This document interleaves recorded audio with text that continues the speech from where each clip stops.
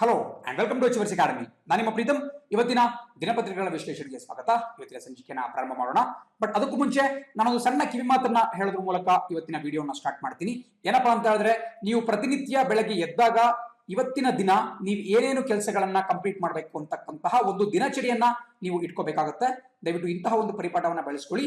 ಹಾಗಿದ್ದಾಗ ನೀವು ಪ್ರತಿನಿತ್ಯ ರಾತ್ರಿ ಮಲಗುವಾಗ ನಿಮ್ಮನ್ನೇ ನೀವು ಒಂದು ಪ್ರಶ್ನೆ ಕೇಳ್ಕೋಬಹುದು, ನಾನು ಇವತ್ತು ಹಾಕಿಕೊಂಡಂತಹ ಎಲ್ಲಾ ಕೆಲಸಗಳನ್ನ ಯಶಸ್ವಿಯಾಗಿ ಮಾಡಿ ಮುಗಿಸಿದ್ದೀನ ಇಲ್ವಾ ಅಂತ ಹೇಳಿ.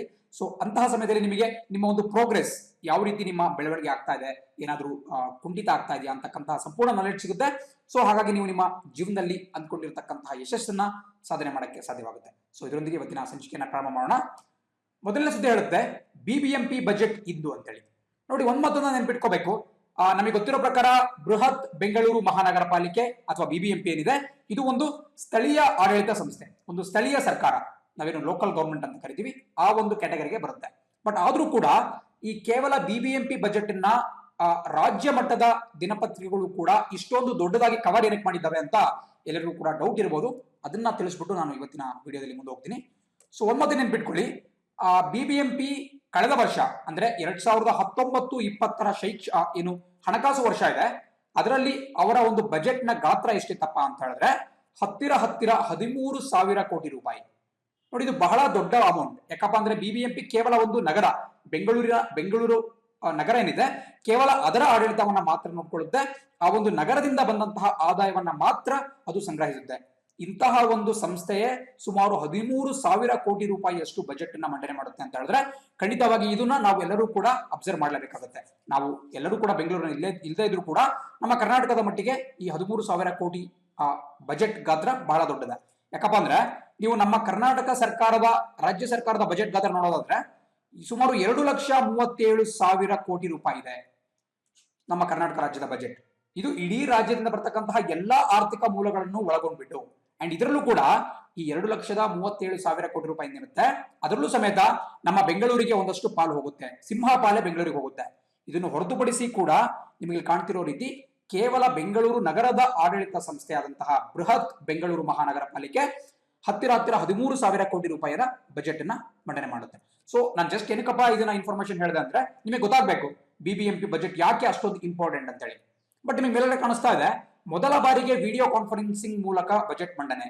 ಮತ್ತೆ ನೆನ್ಪಿಟ್ಕೊಳ್ಳಿ, ಕೊರೋನಾ ವೈರಸ್ ಇರೋ ಕಾರಣದಿಂದ ಬಿಬಿಎಂಪಿಯ ಆಡಳಿತ ಕಚೇರಿ ಏನಿದೆ, ಟೌನ್ ಹಾಲ್ ಅಂತ ನಾವೇನ್ ಕರಿತೀವಿ, ಅಲ್ಲಿ ಬಂದ್ಬಿಟ್ಟು ಪ್ರತಿಯೊಬ್ಬರು ಕೂಡ ಸೇರ್ಕೊಂಡು ಅಥವಾ ಬಿಬಿಎಂಪಿ ಆಡಳಿತ ಕಚೇರಿಯಲ್ಲಿ ಸೇರ್ಕೊಂಡ್ಬಿಟ್ಟು ಈ ಒಂದು ಬಜೆಟ್ ಅನ್ನ ಮಂಡನೆ ಮಾಡಕ್ಕೆ ಕಷ್ಟ ಆಗುತ್ತೆ.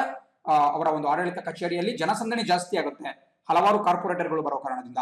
ಹಾಗಾಗಿ ಈ ಬಾರಿ ಒಂದು ಮುಖ್ಯವಾದಂತಹ ಡಿಸಿಷನ್ ಅನ್ನ ತಗೊಂಡಿದ್ರು. ಏನಪ್ಪಾ ಅಂತ ಹೇಳಿದ್ರೆ, ಈ ಬಾರಿಯ ಬಜೆಟ್ ನಲ್ಲಿ ಎಲ್ಲಾ ಕಾರ್ಪೊರೇಟರ್ ಅಂದ್ರೇನು, ಯಾವ ರೀತಿ ನಮ್ಮ ಕೇಂದ್ರ ಸರ್ಕಾರದ ಅಂದ್ರೆ ನಮ್ಮ ಸಂಸತ್ತಿನಲ್ಲಿ ಸದಸ್ಯರನ್ನ ನಾವು ಸಂಸತ್ ಸದಸ್ಯರು ಅಥವಾ ಮೆಂಬರ್ ಆಫ್ ಪಾರ್ಲಿಮೆಂಟ್ ಅಂತ ಕರಿತೀವಿ, ನಮ್ಮ ವಿಧಾನಸಭೆಯ ಸದಸ್ಯರನ್ನ ಶಾಸಕರು ಅಂತ ಕರಿತೀವಿ, ಅದೇ ರೀತಿ ಬಿಬಿಎಂಪಿಯ ಸದಸ್ಯರನ್ನ ನಾವು ಕಾರ್ಪೊರೇಟರ್ಸ್ ಅಂತ ಕರಿತೀವಿ.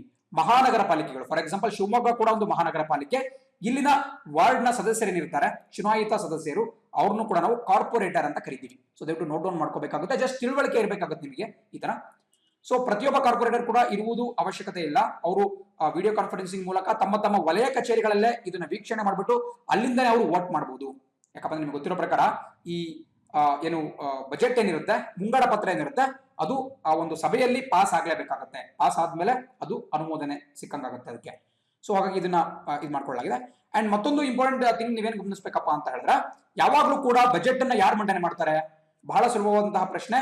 ಯಾವಾಗ್ಲೂ ಕೂಡ ಯಾವುದೇ ಬಜೆಟ್ ಇರಲಿ, ಅದು ಸಂಸತ್ತಿನಲ್ಲಾಗಿರ್ಲಿ, ರಾಜ್ಯಗಳಲ್ಲಾಗಿರ್ಲಿ ಅಥವಾ ಸ್ಥಳೀಯ ಸಂಸ್ಥೆಗಳಲ್ಲಾಗಿರ್ಲಿ, ಬಜೆಟ್ ಅನ್ನ ಮಂಡನೆ ಮಾಡ್ತಕ್ಕಂತಹದ್ದು ಫೈನಾನ್ಸ್ ಮಿನಿಸ್ಟರ್ ಅಥವಾ ಕನ್ನಡದಲ್ಲಿ ಹಣಕಾಸು ಸಚಿವರು ಅಥವಾ ವಿತ್ತ ಸಚಿವರು ಅಂತ ಕೂಡ ಕರಿತೀವಿ. ಅವರು ಬಜೆಟ್ ಅನ್ನ ಯಾವಾಗಲೂ ಕೂಡ ಮಂಡನೆ ಮಾಡ್ತಾರೆ. ಫಾರ್ ಎಕ್ಸಾಂಪಲ್ ಕೇಂದ್ರ ಸರ್ಕಾರದಲ್ಲಿ ಹಣಕಾಸು ಸಚಿವೆ ಆಗಿರ್ತಕ್ಕಂತಹ ನಿರ್ಮಲಾ ಸೀತಾರಾಮನ್ ಅವರು ಬಜೆಟ್ ಅನ್ನ ಮಂಡನೆಯನ್ನು ಮಾಡ್ತಾರೆ. ಬಟ್ ಕೆಲವರು ನಮ್ಮ ಕರ್ನಾಟಕ ರಾಜ್ಯದಲ್ಲಿ ಬಹಳ ಡೌಟ್ ಅನ್ನ ಹೊಂದಿದ್ದಾರೆ. ಏನಪ್ಪಾ ಅಂತ ಹೇಳಿದ್ರೆ, ನಮ್ಮ ರಾಜ್ಯಗಳಲ್ಲಿ ಬಜೆಟ್ ಅನ್ನ ಮಂಡನೆ ಮಾಡೋದು ಹಣಕಾಸು ಮಂತ್ರಿ ಅಲ್ಲ, ಬದಲಾಗಿ ಮುಖ್ಯಮಂತ್ರಿಗಳು, ಚೀಫ್ ಮಿನಿಸ್ಟರ್ ಅಂತೇಳಿ. ಯಾಕಪ್ಪ ಈ ಡೌಟ್ ಬಂದಿದೆ ಅಂತ ಹೇಳಿದ್ರೆ, ಈ ಬಾರಿ ನಮ್ಮ ಮುಖ್ಯಮಂತ್ರಿ BS ಯಡಿಯೂರಪ್ಪ ಅವರು ಬಜೆಟ್ ಮಂಡನೆ ಮಾಡಿದ್ರು. ಕಳೆದ ಬಾರಿ ಮುಖ್ಯಮಂತ್ರಿಯಾಗಿದ್ದಂತಹ HD ಕುಮಾರಸ್ವಾಮಿ ಅವರು ಬಜೆಟ್ ಮಂಡನೆ ಮಾಡಿದ್ರು. ಅವ್ರಿಗಿಂತಲೂ ಮುಂಚೆ ಅಂದಿನ ಮುಖ್ಯಮಂತ್ರಿಯಾಗಿದ್ದಂತಹ ಸಿದ್ದರಾಮಯ್ಯ ಅವರು ಬಜೆಟ್ ಅನ್ನ ಮಂಡನೆ ಮಾಡಿದ್ರು. ಸೊ ಇದ್ರ ಅರ್ಥ ಏನನ್ಸುತ್ತೆ ನಮಗೆ, ರಾಜ್ಯಗಳ ಬಜೆಟ್ ಅನ್ನ ಮುಖ್ಯಮಂತ್ರಿಗಳೇ ಮಂಡನೆ ಮಾಡ್ತಾರೆ ಅಂತ ಹೇಳಿ. ಬಟ್ ಇದು ಕಂಪ್ಲೀಟ್ ಆಗಿ ತಪ್ಪು. ಬಿಕಾಸ್ ಒಂದ್ ಮಾತನ್ನ ಗಮನಿಸಿ, ಯಡಿಯೂರಪ್ಪ ಅವರು ಮುಖ್ಯಮಂತ್ರಿ ಆಗಿರ್ಬೋದು, ಬಟ್ ಅವರ ಬಳಿ ಹಣಕಾಸು ಖಾತೆ ಕೂಡ ಇದೆ. ಹಣಕಾಸು ಮಿನಿಸ್ಟರ್ ಕೂಡ ಅವರೇ ಆಗಿದ್ದಾರೆ. ಫೈನಾನ್ಸ್ ಮಿನಿಸ್ಟರ್ ಕೂಡ ಇವಾಗ ಯಡಿಯೂರಪ್ಪನೇ. ಸೊ ಸಿಮಿಲರ್ಲಿ ಸಿದ್ದರಾಮಯ್ಯ ಅವರು ಮತ್ತೆ ಎಚ್ ಡಿ ಕುಮಾರಸ್ವಾಮಿ ಅವರು ಕೂಡ ಹಣಕಾಸು ಮಂತ್ರಿಗಳಾಗಿದ್ರು. ಅದೇ ಒಂದು ಕಾರಣದಿಂದ ಯಡಿಯೂರಪ್ಪನವರಾಗಿರ್ಲಿ ಅಥವಾ ನಮ್ಮ ಇನ್ನಿತರ ಮಾಜಿ ಮುಖ್ಯಮಂತ್ರಿಗಳಾಗಲಿ ತಾವೇ ಬಜೆಟ್ ಅನ್ನ ಮಂಡನೆ ಮಾಡ್ತಾರೆ. ಹಾಗೆ ಒಂದು ವಿಷಯ ನೆನ್ಪಿಟ್ಕೊಳ್ಳಿ, ಬಜೆಟ್ ಮಂಡನೆ ಮಾಡತಕ್ಕಂತಹ ಹಕ್ಕು ಇರುವುದು ಒಬ್ಬರಿಗೆ, ಅದು ಹಣಕಾಸು ಮಂತ್ರಿ ಅವರಿಗೆ. ಬಟ್ ಇನ್ನೊಂದು ಡೌಟ್ ಬರುತ್ತೆ, ಬಿಬಿಎಂಪಿ ಇರ್ಬೋದು ಅಥವಾ ಇನ್ನಿತರ ಮಹಾನಗರ ಪಾಲಿಕೆಗಳು ಅಥವಾ ನಗರಸಭೆಗಳು, ಕಾರ್ಪೊರೇಷನ್ಸ್ ಇರ್ಬೋದು, ಮುನ್ಸಿಪಾಲಿಟೀಸ್ ಇರ್ಬೋದು, ಇಲ್ಲಿ ಯಾರು ಬಜೆಟ್ ಅನ್ನ ಮಂಡನೆ ಮಾಡ್ತಾರೆ? ಇದು ಕೂಡ ಒಂದು ವ್ಯಾಲಿಡ್ ಡೌಟ್. ಯಾಕಪ್ಪ ಅಂದ್ರೆ ಬಿಬಿಎಂಪಿ ಆಗಿರ್ಲಿ ಅಥವಾ ಇನ್ನಿತರ ಮಹಾನಗರ ಪಾಲಿಕೆಗಳಲ್ಲಾಗಿರ್ಲಿ ಹಣಕಾಸು ಮಂತ್ರಿ ಅಂತ ಯಾರು ಇರೋದಿಲ್ಲ. ಸೊ ಹಾಗಾಗಿ ನಿಮಗೆ ಕಾಣಿಸ್ತಾ ಇದೆ, ಮಂತ್ರಿ ಅನ್ನೋದು ಕಾನ್ಸೆಪ್ಟ್ ಕೇವಲ ಕೇಂದ್ರ ಸರ್ಕಾರದಲ್ಲಿ ಮತ್ತೆ ರಾಜ್ಯ ಸರ್ಕಾರದಲ್ಲಿ ಮಾತ್ರ, ಸ್ಥಳೀಯ ಸರ್ಕಾರಗಳಲ್ಲಿ ಅಥವಾ ಲೋಕಲ್ ಗವರ್ಮೆಂಟ್ ಗಳಲ್ಲಿ ಮಂತ್ರಿ ಅನ್ನುವ ಕಾನ್ಸೆಪ್ಟ್ ಇಲ್ಲ. ಸೊ ನಿಮಗೆ ಕಾಣಿಸ್ತಾ ಇದೆ, ಈ ಬಾರಿಯ ಬಿಬಿಎಂಪಿ ಬಜೆಟ್ ಅನ್ನ ಮಂಡನೆ ಮಾಡ್ತಿರ್ತಕ್ಕಂಥದ್ದು ಆರ್ಥಿಕ ಸ್ಥಾಯಿ ಸಮಿತಿಯ ಅಧ್ಯಕ್ಷರಾಗಿರ್ತಕ್ಕಂತಹ ಎಲ್ ಶ್ರೀನಿವಾಸ್ ಅವರು. ನೋಡಿ, ಇವರ ಹೆಸರು ಅಷ್ಟೊಂದೇನು ಇಂಪಾರ್ಟೆಂಟ್ ಆಗಲ್ಲ, ಬಟ್ ಒಂದ್ ಮಾತ್ರ ನಿಮ್ಗೆ ಗಮನಿಸಬೇಕು, ಜಸ್ಟ್ ನಿಮಗೆ ಡೌಟ್ ಬರಬೇಕು, ಬಿಬಿಎಂಪಿಯಲ್ಲಿ ಫೈನಾನ್ಸ್ ಮಿನಿಸ್ಟರ್ ಇರೋದಿಲ್ಲ, ಆದ್ರೂ ಕೂಡ ಬಜೆಟ್ ಅನ್ನ ಯಾರು ಮಂಡನೆ ಮಾಡ್ತಾರೆ ಅಂತೇಳಿ. ಸೊ ಸ್ಥಾಯಿ ಸಮಿತಿ ಅಂದ್ರೆ ಸ್ವಲ್ಪ ತಿಳ್ಕೊಂಬಿಡೋಣ. ಸ್ಥಾಯಿ ಸಮಿತಿ ಅಂದ್ರೆ ನಾವು ಇಂಗ್ಲಿಷ್ ಅಲ್ಲಿ ಸ್ಟ್ಯಾಂಡಿಂಗ್ ಕಮಿಟಿ ಅಂತ ಕರಿತೀವಿ. ಸೊ ಸ್ಟ್ಯಾಂಡಿಂಗ್ ಕಮಿಟಿ ಅಂದ್ರೆ ಏನು? ಸ್ಥಾಯಿ ಸಮಿತಿ ಅಂತೇಳಿ ಅಂದ್ರೆ ಒಂದಷ್ಟು ಸದಸ್ಯರನ್ನ ಒಳಗೊಂಡಿರುತ್ತೆ. ಒಂದು ಪರ್ಟಿಕ್ಯುಲರ್ ವಿಚಾರದ ಕುರಿತಾಗಿ ನಿರ್ಧಾರಗಳನ್ನ ತೆಗೆದುಕೊಳ್ಳುವುದಕ್ಕೆ ಆ ಒಂದು ಸಮಿತಿಯನ್ನ ಮಾಡಿರ್ತಾರೆ. ಫಾರ್ ಎಕ್ಸಾಂಪಲ್, ಆರೋಗ್ಯದ ಕುರಿತಿನ ಸ್ಥಾಯಿ ಸಮಿತಿ, ಹಣಕಾಸಿನ ಕುರಿತಾಗಿರ್ತಕ್ಕಂತಹ ಆರ್ಥಿಕ ಸ್ಥಾಯಿ ಸಮಿತಿ, ಇನ್ನಿತರ ಬಹು ರೀತಿಯಾದಂತಹ ಸ್ಥಾಯಿ ಸಮಿತಿಗಳಿರ್ತವೆ. ಬಟ್ ಆರ್ಥಿಕ ಸ್ಥಾಯಿ ಸಮಿತಿಯ ಅಧ್ಯಕ್ಷರು ಪ್ರತಿ ಬಾರಿ ಕೂಡ ಈ ಸ್ಥಳೀಯ ಸರ್ಕಾರಗಳ ಬಜೆಟ್ ಗಳನ್ನ ಮಂಡನೆ ಮಾಡ್ತಾರೆ. ಈ ಬಾರಿ ಎಲ್ ಶ್ರೀನಿವಾಸ್ ಅಂತಕ್ಕಂತಹ ಕಾರ್ಪೊರೇಟರ್ ಇದನ್ನ ಮಂಡನೆ ಮಾಡ್ತಿದ್ದಾರೆ.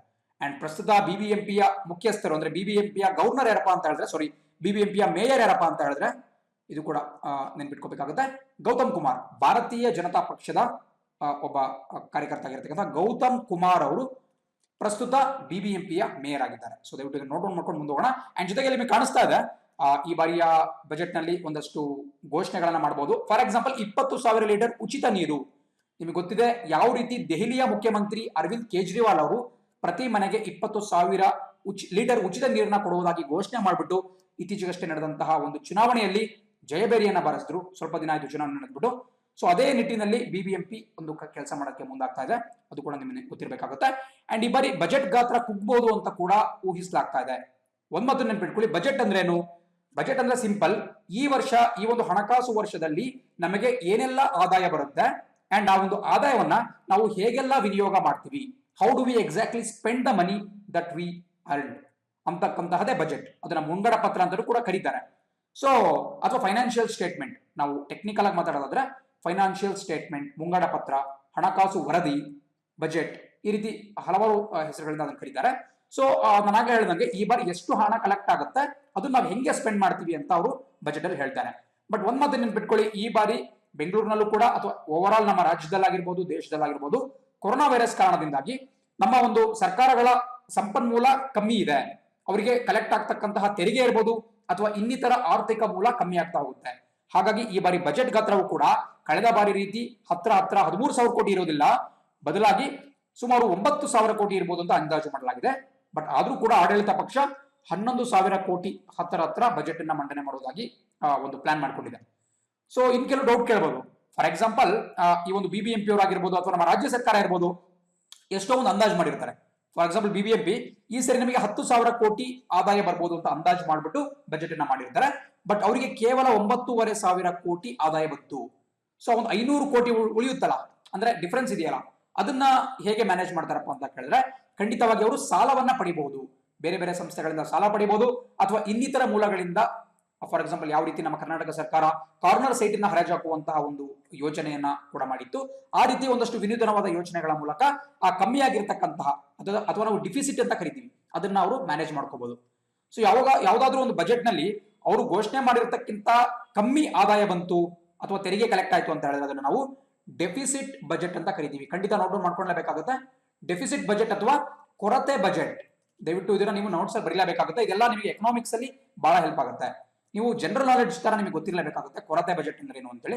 ಸೊ ಪ್ರತಿ ಬಾರಿಯೂ ಕೂಡ ನಮ್ಮ ಕೇಂದ್ರ ಸರ್ಕಾರ ಆಗಲಿ ರಾಜ್ಯ ಸರ್ಕಾರ ಆಗಲಿ ಕೊರತೆ ಬಜೆಟ್ ಅನ್ನ ಮಂಡನೆ ಮಾಡ್ತಾ ಇರ್ತವೆ. ಇದನ್ನ ನಾವು ಫಿಸ್ಕಲ್ ಡೆಫಿಸಿಟ್ ಅಂತ ಕರಿತೀವಿ. Deficit budget or fiscal deficit, ಎಷ್ಟು ಕೊರತೆ ಆಗಿರುತ್ತಲ್ಲ ಅದನ್ನ ಫಿಸ್ಕಲ್ ಡೆಫಿಸಿಟ್ ಅಂತ ಕರಿತೀವಿ. ಸದ್ಯಕ್ಕೆ ನಮ್ಮ ಕೇಂದ್ರ ಸರ್ಕಾರ 3.3% ಅಷ್ಟು ಫಿಸ್ಕಲ್ ಡೆಫಿಸಿಟ್ ನ ತೋರಿಸ್ತಾ ಇದೆ. ಸೊ ಇಷ್ಟು ಹಣವನ್ನು ಅವರು ಸಾಲದ ರೂಪದಲ್ಲಿ ಬೇರೆ ರೀತಿಯಿಂದ ಅದನ್ನ ಸರಿದೂಗಿಸ್ಕೊಳ್ಳಕ್ಕೆ ಟ್ರೈ ಮಾಡ್ತಾರೆ. ಸೊ BBMP ಕುರಿತು ಸ್ವಲ್ಪ ನಾಲೆಡ್ಜ್ ನಿಮಗೆ ಸಿಕ್ಕಿದೆ ಅನ್ಕೊಂತೀರಿ.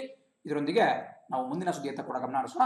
ಜಾಸ್ತಿ ಬೋರ್ ಆಗ್ತಿದೆ ಅಂತ ಯಾರು ಕೂಡ ತಿಳ್ಕೊಬೇಡಿ, because exam point of view ಇಂದ ತುಂಬಾ ಇಂಪಾರ್ಟೆಂಟ್ ಆಗಿರುತ್ತೆ. ಹಾಗಾಗಿ ಸ್ವಲ್ಪ ಸ್ಟ್ರೆಸ್ ಮಾಡ್ಬಿಟ್ಟು ಡೀಪ್ ಆಗಿ ನಾನು ಹೇಳ್ತಾ ಇದ್ದೀನಿ. ಸೊ ದಯವಿಟ್ಟು ಪೇಷನ್ಸ್ ಇಟ್ಕೊಂಡ್ಬಿಟ್ಟು ನೀವು ಕೇಳಬೇಕಾಗುತ್ತೆ. ಮುಂದಿನ ಸುದ್ದಿ ನೋಡೋದಾದ್ರೆ, E commerce firms can't supply non essential goods says government. ನೋಡಿ, ಒಂದ್ ಮತ್ತೆ ನೆನ್ಪಿಟ್ಕೊಳ್ಳಿ, ಸರ್ಕಾರ ಅವತ್ತು ಇತ್ತೀಚೆಗಷ್ಟೇ ಒಂದು ಅಧಿಸೂಚನೆಯನ್ನು ಹೊರಡಿಸಿದ್ದು. ಏನಪ್ಪಾ ಅಂತ ಹೇಳಿದ್ರೆ, ಏಪ್ರಿಲ್ 20ನೇ ತಾರೀಕಿನ ನಂತರ ಕೇವಲ ನಮಗೆ ಅವಶ್ಯಕವಾದಂತಹ ವಸ್ತುಗಳಾದ ದಿನಸಿ ಸಾಮಾನು ಇರ್ಬೋದು ಅಥವಾ ಔಷಧಿಗಳಿರ್ಬೋದು, ಇದನ್ನ ಹೊರತುಪಡಿಸಿಯೂ ಕೂಡ ಬೇರೆ ಬೇರೆ ವಸ್ತುಗಳನ್ನ, ಫಾರ್ ಎಕ್ಸಾಂಪಲ್ ಟಿವಿ ಇರ್ಬೋದು, ರೆಫ್ರಿಜರೇಟರ್ ಇರ್ಬೋದು, ವಾಷಿಂಗ್ ಮಿಷಿನ್ ಇರ್ಬೋದು, ಇಂತಹ ವಸ್ತುಗಳನ್ನ ಕೂಡ ನಾವು ಆನ್ಲೈನ್ ನಲ್ಲಿ ಖರೀದಿ ಮಾಡಬಹುದು ಅಂತ ಒಂದು ನೋಟಿಫಿಕೇಶನ್ ಅನ್ನು ಹೊರಡಿಸಿತ್ತು. ಬಟ್ ಅದನ್ನ ಇವರು ವಾಪಸ್ ಪಡೆದಿದ್ದಾರೆ.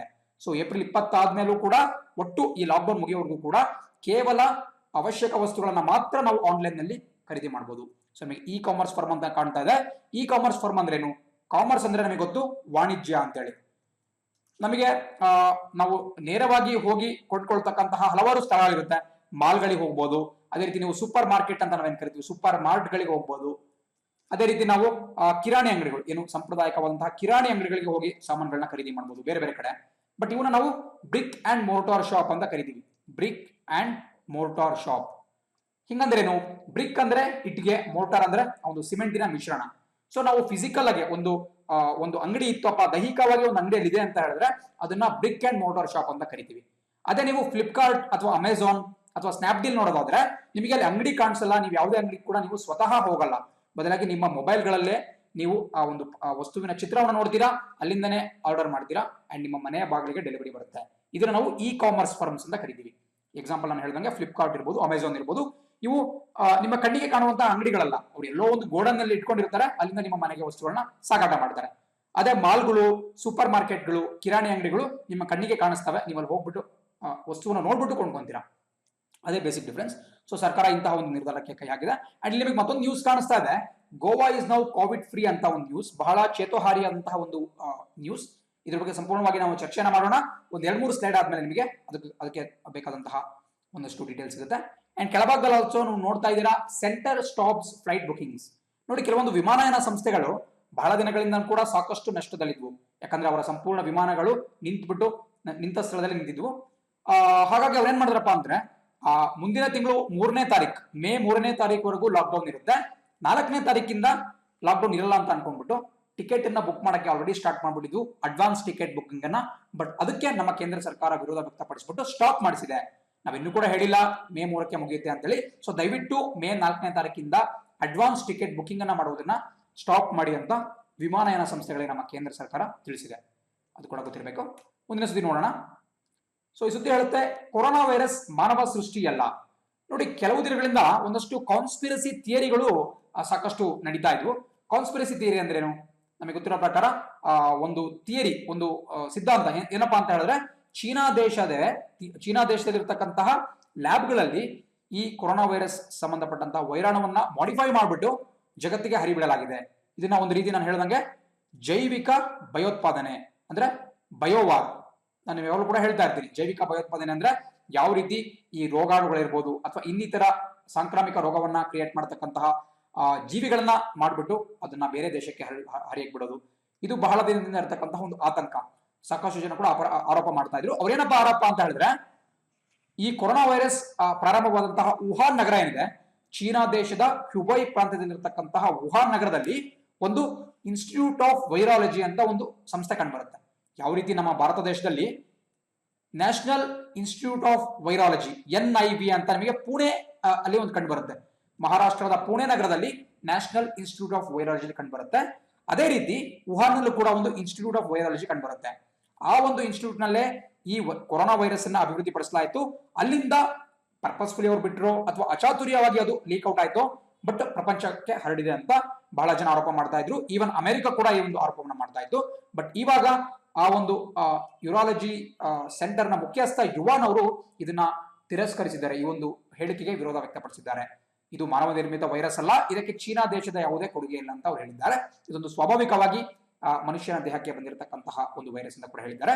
ಬಟ್ ಇದು ಎಷ್ಟರ ಮಟ್ಟಿಗೆ ನಿಜ ಅಥವಾ ಸುಳ್ಳು ಅಂತ ತನಿಖೆಯ ನಂತರವೇ ಗೊತ್ತಾಗಬೇಕಾಗುತ್ತೆ. ಬಿಕಾಸ್ ಚೀನಾದಲ್ಲಿ ಇರತಕ್ಕಂತಹದ್ದು ಕಮ್ಯುನಿಸ್ಟ್ ಸರ್ಕಾರ ಅಂಡ್ ಚೀನಾದ ಒಂದು ಇತಿಹಾಸವನ್ನ, ಕರಾಳ ಇತಿಹಾಸವನ್ನ ಮೆಲ್ಕು ಹಾಕ್ತಾ ಹೋದ್ರೆ ಇಂತಹ ಕೆಲಸವನ್ನ ಅವರು ಸ್ವತಃ ಮಾಡಿ ಕೂಡ ಇರಬಹುದು. ಅದನ್ನ ನಾವು ಡಿನೈ ಮಾಡಕ್ಕಾಗಲ್ಲ. ಅಂಡ್ ನೀವು ನೋಡ್ತಾ ಇದ್ದೀರಾ, ಅಮೆರಿಕದ ಅಧ್ಯಕ್ಷ ಟ್ರಂಪ್ ಅವರು ಒಂದು ಖಡಕ್ ಆದಂತಹ ಎಚ್ಚರಿಕೆಯನ್ನು ಕೊಟ್ಟಿದ್ದಾರೆ.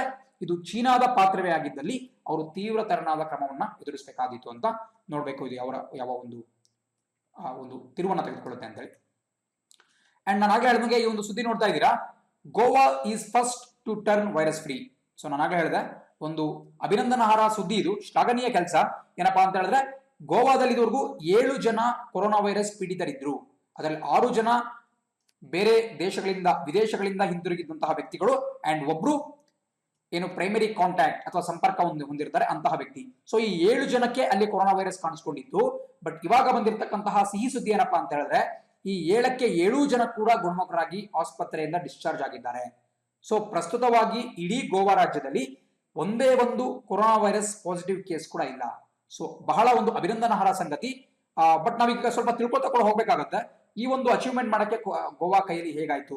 ಬಹಳ ಒಂದು ಶ್ಲಾಘನೀಯ ಕೆಲಸ ಇದು. ಮೊದಲನೇ ಮಾತು, ಡೆಫಿನೆಟ್ಲಿ ಗೋವಾ ಸ್ವಲ್ಪ ಈ ಒಂದು ಭೌಗೋಳಿಕ ವಿಸ್ತೀರ್ಣದಲ್ಲಿ ಸಣ್ಣದಾಗಿದೆ.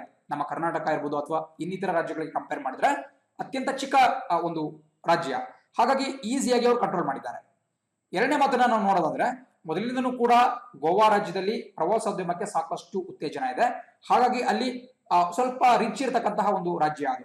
ಅಲ್ಲಿರ್ತಕ್ಕಂತಹ ತಲಾದಾಯ ಇರ್ಬೋದು, ಏನು ಪರ್ ಕ್ಯಾಪಿಟ ಇನ್ಕಮ್ ಅಥವಾ ತಲಾದಾಯ ಅಂತ ಕರೆಯೋದು ಜಾಸ್ತಿ ಇದೆ. ಅಂಡ್ ಡೆಫಿನೆಟ್ಲಿ ಅಲ್ಲಿನ ಸರ್ಕಾರಗಳು ಸಾಕಷ್ಟು ವೈದ್ಯಕೀಯ ಸೌಲಭ್ಯಗಳನ್ನ, ಆಸ್ಪತ್ರೆ ಸೌಕರ್ಯವನ್ನ, ಡಾಕ್ಟರ್ಸ್ ಗಳನ್ನ ಒದಗಿಸಿದ್ದಾರೆ. ಸೊ ಅದು ಕೂಡ ಒಂದು ಇಂಪಾರ್ಟೆಂಟ್ ಡಿಸಿಷನ್ ಇರ್ಬೋದು. ಅಂಡ್ ಮೂರನೇ ಮಾತು, ಅಲ್ಲಿ ಬಹಳಷ್ಟು ಜನ ಲಿಟರೇಟ್ಸ್ ಇದ್ದಾರೆ. ಅಂದ್ರೆ ಅಲ್ಲಿ ಏನು ವಿದ್ಯಾವಂತರಿದ್ದಾರೆ, ವಿದ್ಯಾವಂತರ ಸಂಖ್ಯೆ ಬಹಳಷ್ಟಿದೆ. ಸೊ ಅಕ್ಷರಸ್ಥರು, ವಿದ್ಯಾವಂತರು ಅಂತಕ್ಕಂಥದ್ದು ಸರಿಯಾದ ವರ್ಡ್ ಆಗಲ್ಲ, ಬದಲಾಗಿ ಅಕ್ಷರಸ್ಥರು ಅಂತ ಯೂಸ್ ಮಾಡಬೇಕು. ಅಲ್ಲಿ ಅಕ್ಷರಸ್ಥರು ಜಾಸ್ತಿ ಜನ ಇದ್ದಾರೆ, ಲಿಟ್ರಸಿ ರೇಟ್ ಜಾಸ್ತಿ ಇದೆ. ಸೊ ಅವರಲ್ಲಿ ಕೂಡ ನ್ಯಾಚುರಲ್ ಆಗಿ ಒಂದು ಅವೇರ್ನೆಸ್ ಇತ್ತು, ಅವರಿಗೆ ಇದರ ಬಗ್ಗೆ ಪರಿಸ್ಥಿತಿ ಗೊತ್ತಿತ್ತು. ಸೊ ಎಲ್ಲರೂ ಕೂಡ ಸರ್ಕಾರದ ಸೂಚನೆಗಳನ್ನ ಪಾಲಿಸಿದ್ರು ಅಂತ ಕೂಡ ಹೇಳ್ಬೋದು. ಸೊ ಈ ಎಲ್ಲ ಒಂದಷ್ಟು ಕಾರಣಗಳಿಂದಾಗಿ ಗೋವಾ ಒಂದು ಉತ್ತಮವಾದಂತಹ ಕೆಲಸ ಮಾಡಿ. ಜೊತೆಗೆ ಅಲ್ಲಿರ್ತಕ್ಕಂತಹ ಸರ್ಕಾರ, ಭಾರತೀಯ ಜನತಾ ಪಕ್ಷದ ಮುಖ್ಯಮಂತ್ರಿ ಆಗಿರ್ತಕ್ಕಂತಹ ಪ್ರಮೋದ್ ಸಾವಂತ್ ಅವರು ಕೂಡ ಉತ್ತಮವಾದಂತಹ ಕೆಲಸವನ್ನೇ ಮಾಡಿದ್ದಾರೆ. ಹಾಗಾಗಿ ಗೋವಾ ಒಂದು ಅಭಿನಂದನಾರ್ಹ ಕೆಲಸವನ್ನ ಮಾಡಿದೆ ಅಂತ ಹೇಳ್ಬೇಕು. ಅಂಡ್ ಅವ್ರು ಮತ್ತೊಂದು ವಿಷಯನ ಹೇಳಿದ್ದಾರೆ, ಅಲ್ಲಿ ಸಂಪೂರ್ಣ ಇಡೀ ರಾಜ್ಯವೇ ಕೊರೋನಾ ಫ್ರೀ ಆದ್ರೂ ಕೂಡ ಅವರು ಲಾಕ್ ಡೌನ್ ನಲ್ಲಿ ಸಡಿಲಿಕೆ ಮಾಡುವುದಿಲ್ಲ. ಅವರು ಕೇಂದ್ರ ಸರ್ಕಾರ ಎಲ್ಲಿವರೆಗೂ ಹೇಳುತ್ತೋ ಅಲ್ಲಿವರೆಗೂ ಕೂಡ ಲಾಕ್ ಡೌನ್ ಮಾಡ್ತಾರೆ. ಇದು ಕೂಡ ಬಹಳ ಉತ್ತಮವಾದಂತಹ ಅಂಶ. ಯಾಕಪ್ಪ ಅಂದ್ರೆ ಕೊರೋನಾ ಇಲ್ಲ ಅಂದ ತಕ್ಷಣ ಮತ್ತೆ ಬರಕ್ಕೆ ಸಾಧ್ಯವಿಲ್ಲ ಅಂತ ನಾವು ಹೇಳಬಾರದು.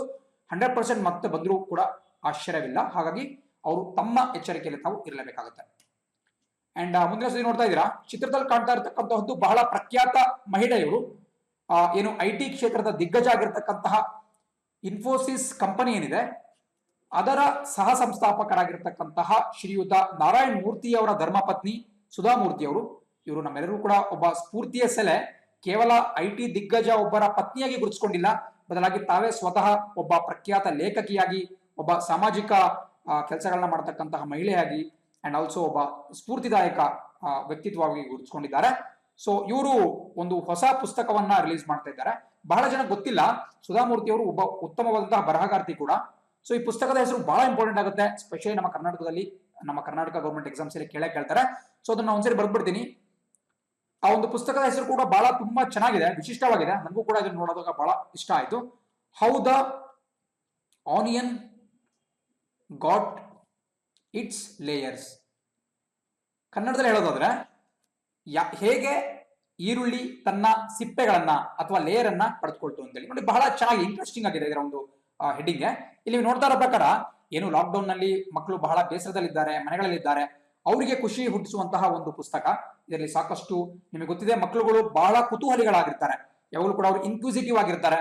ಸೊ ಅವರ ಒಂದು ಈ ಒಂದು ಏನು ದಾಹ ಇದೆ ವಿಷಯಗಳನ್ನ ತಿಳ್ಕೋಬೇಕು ಅಂತೇಳಿ, ಅದನ್ನ ತಣಿಸೋ ಉದ್ದೇಶದಿಂದ ಒಂದು ವೈಜ್ಞಾನಿಕ ರೀತಿಯಲ್ಲಿ ಇವರು ಒಂದು ಪುಸ್ತಕವನ್ನ ಡೆವಲಪ್ ಮಾಡಿದ್ದಾರೆ. ಇದು ಧ್ವನಿ ಸುರುಳಿ ರೂಪದಲ್ಲೂ ಕೂಡ ಸಿಗುತ್ತೆ ಅಂಡ್ ಡಿಜಿಟಲ್ ಆಗಿ ಕೂಡ ಸಿಗುತ್ತೆ. ಅಂದ್ರೆ ನಾವು ಅದನ್ನ ಇ ಬುಕ್ ಅಂತ ಕರಿತೀವಿ, ಎಲೆಕ್ಟ್ರಾನಿಕ್ ಬುಕ್ ಅಥವಾ ಇ ಬುಕ್ ಅಂತ ಕರಿತೀವಿ. ಆ ರೂಪದಲ್ಲಿ ಕೂಡ ಲಭ್ಯ ಇದೆ. ಸೊ ಸುಧಾಮೂರ್ತಿ ಅವರ ಪುಸ್ತಕ ಆಗಿರೋದ್ರಿಂದ ಎಲ್ಲರೂ ಕೂಡ ಕಾತರದಿಂದ ಕಾಯ್ತಾ ಇದ್ದಾರೆ. ನೀವು ನೋಡ್ತಾ ಇದ್ದೀರಾ, ವಿಶ್ವ ಪುಸ್ತಕ ದಿನ ಆಗಿರ್ತಕ್ಕಂತಹ ಏಪ್ರಿಲ್ 23ನೇ ತಾರೀಕು ಈ ಪುಸ್ತಕವನ್ನು ಬಿಡುಗಡೆ ಮಾಡ್ತಾರೆ. ಅದು ಬಿಡುಗಡೆ ಆದ್ಮೇಲೆ ಮತ್ತೊಂದ್ಸರಿ ಇದ್ರ ಬಗ್ಗೆ ನಾವು ಮಾತಾಡ್ತಾ ಹೋಗೋಣ. ಅಂಡ್ ಸುಧಾಮೂರ್ತಿ ಅವರ ಮೊದಲ ಬುಕ್ ಇದು ಅಂತ ಕೇಳಿದ್ರೆ ಖಂಡಿತ ಅಲ್ಲ. ಅವರು ನಿಮಗೆ ಕಾಣಿಸ್ತಾ ಇರೋ ರೀತಿ how the C became salty, ಯಾವ ರೀತಿ ಸಮುದ್ರ ಅಥವಾ ಸಾಗರ ಒಪ್ಪಾಯ್ತು ಅಂತ ಒಂದು ಸಮುದ್ರ ಒಪ್ಪಾಯ್ತು ಅಂತ ಕೂಡ ಒಂದು ಬುಕ್ ಬರೆದಿದ್ದಾರೆ. ಸೊ ಇದೆಲ್ಲವೂ ಕೂಡ ಒಂದು ವೈಜ್ಞಾನಿಕವಾದಂತಹ ಉತ್ತರ ಕಂಡುಕೊಳ್ಳುವುದಕ್ಕೆ ಅವರು ಮಾಡಿರುವಂತಹ ಪ್ರಯತ್ನ, ಇದು ಕೂಡ ಇಂಪಾರ್ಟೆಂಟ್ ಆಗುತ್ತೆ. ಅಂಡ್ ಮತ್ತೊಂದು ಇತ್ತೀಚೆಗಷ್ಟೇ ಪ್ರಮುಖವಾದಂತಹ ಪುಸ್ತಕ ಬಿಡುಗಡೆ ಮಾಡಿದ್ರು, ಗೋಪಿ ಡೈರೀಸ್ ಅಂತೇಳಿ, the Gopi diaries. So Gopi ಅಂತಕ್ಕಂತಹದ್ದು ಸುಧಾಮೂರ್ತಿ ಅವರ ಮನೆಯಲ್ಲಿರ್ತಕ್ಕಂತಹ ಒಂದು ಸಾಕಿದ ನಾಯಿ, ಒಂದು ಪೆಟ್ ಡಾಗ್. ಇದರ ಮೇಲೆ ಅವರು ದ ಗೋಪೀಸ್ ಡೈರೀಸ್ ಕಮಿಂಗ್ ಹೋಮ್ ಅಂತಕ್ಕಂತಹ ಒಂದು ಪುಸ್ತಕವನ್ನ ಬಿಡುಗಡೆ ಮಾಡಿದ್ದಾರೆ. ಅದನ್ನು ಕೂಡ ಪರೀಕ್ಷೆಯಲ್ಲಿ ಕೇಳಬಹುದು, ದಯವಿಟ್ಟು ನೋಟ್ ಮಾಡ್ಕೊಳ್ತಾ ಮುಂದೆ ಹೋಗ್ಬೇಕಾಗುತ್ತೆ. ಅಂಡ್ ಚಿತ್ರದಲ್ಲಿ ನೋಡ್ತಾ ಇರ್ತಕ್ಕಂತಹ ವ್ಯಕ್ತಿ ಪ್ರಖ್ಯಾತ ಭಾರತೀಯ ಫುಟ್ಬಾಲ್ ಆಟಗಾರ, ಮಾಜಿ ಫುಟ್ಬಾಲ್ ಆಟಗಾರ ಅಂಡ್ ಭಾರತೀಯ ಫುಟ್ಬಾಲ್ನ ದಂತಕಥೆ ಅಂತಾನೆ ಕರೆಸಿಕೊಳ್ಳುವ ಬೈಚುಂಗ್ ಭುಟಿಯಾ ಅವರು. ಸೊ ಬೈಚುಂಗ್ ಭುಟಿಯಾ ಅವ್ರದ್ದು ಬಹಳ ದೊಡ್ಡ ಹೆಸರು ನಮ್ಮ ದೇಶದಲ್ಲಿ. ಇವರು 2012ನೇ ಇಸ್ವಿಯಲ್ಲೇ ನಮ್ಮ ರಾಷ್ಟ್ರೀಯ ತಂಡದಿಂದ, ಫುಟ್ಬಾಲ್ ತಂಡದಿಂದ ನಿವೃತ್ತಿ ಹೊಂದಿದ್ರು ಕೂಡ ಇನ್ನೂ ಕೂಡ ಇವರು ತಮ್ಮ ಛಾಪನ್ನ ಉಳಿಸಿಕೊಂಡಿದ್ದಾರೆ. ಅದಕ್ಕೊಂದು ಎಕ್ಸಾಂಪಲ್ ಏನಪ್ಪಾ ಅಂತ ಹೇಳಿದ್ರೆ, ಇತ್ತೀಚೆಗಷ್ಟೇ ಫಿಫಾದವರು, ಫೆಡರೇಷನ್ ಆಫ್ ಇಂಟರ್ನ್ಯಾಷನಲ್ ಫುಟ್ಬಾಲ್ ಏನಿದೆ, ಅಂತಾರಾಷ್ಟ್ರೀಯ ಫುಟ್ಬಾಲ್ ಸಂಸ್ಥೆ ಆಗಿರತಕ್ಕಂತಹ ಫಿಫಾದವರು ಒಂದು ಅಭಿಯಾನವನ್ನ ಪ್ರಾರಂಭ ಮಾಡಿದ್ರು. ಯಾವ ರೀತಿ ನಮ್ಮ BCCI ಅವನವರು ಮಾಸ್ಕ್ ಫೋರ್ಸ್ ಅಂತಕ್ಕಂಥ, ನಾನು ನಿನ್ನೆ ಕ್ಲಾಸಲ್ಲಿ ಹೇಳಿದ್ದೇನೆ, ಮಾಸ್ಕ್ ಫೋರ್ಸ್ ಅಂತಕ್ಕಂಥ ಒಂದು ಕ್ಯಾಂಪೇನ್ ಅನ್ನ ಮಾಡಿದ್ರು. ಅದೇ ನಿಟ್ಟಿನಲ್ಲಿ ಫಿಫಾದವರು ಒಂದು ಕ್ಯಾಂಪೇನ್ ಅನ್ನ ಮಾಡಿದ್ರು. ನಿಮಗೆ ಕಾಣಿಸ್ತಾ ಇದೆ, ವಿ ವಿಲ್ ವಿನ್, ಅಂದ್ರೆ ನಾವು ಗೆದ್ದೇ ಗೆಲ್ತೀವಿ. ದಯವಿಟ್ಟು ನೋಟ್ ಮಾಡ್ಕೋತಾ ಹೋಗಬೇಕಾಗುತ್ತೆ, ಎಕ್ಸಾಮ್ ಅಲ್ಲಿ ಕೇಳ್ಬೋದು. ಸೊ ವಿ ವಿಲ್ ವಿನ್ ಅಂತಕ್ಕಂತಹದ್ದು ಫಿಫಾದವರು ಮಾಡಿರ್ತಕ್ಕಂತಹ ಒಂದು ಯೋಜನೆ. ಸೊ ಇದರಲ್ಲಿ ಪ್ರಪಂಚದ ಪ್ರಖ್ಯಾತ ಆಟಗಾರರಾಗಿರ್ತಕ್ಕಂತಹ ನೋಡಿ, ಪೀಲೆ ಇದ್ದಾರೆ, ಡಿಯಾಗೋ ಮರಡೋನಾ ಇದ್ದಾರೆ, ಅದೇ ರೀತಿ ಜಿನೆದಿನ್ ಜಿಡಾನ್, ಫ್ರಾನ್ಸ್ ದೇಶದ ದಂತಕಥೆ ಅಂತಾನೆ ಕರೆಸ್ಕೊಳ್ತಾರೆ.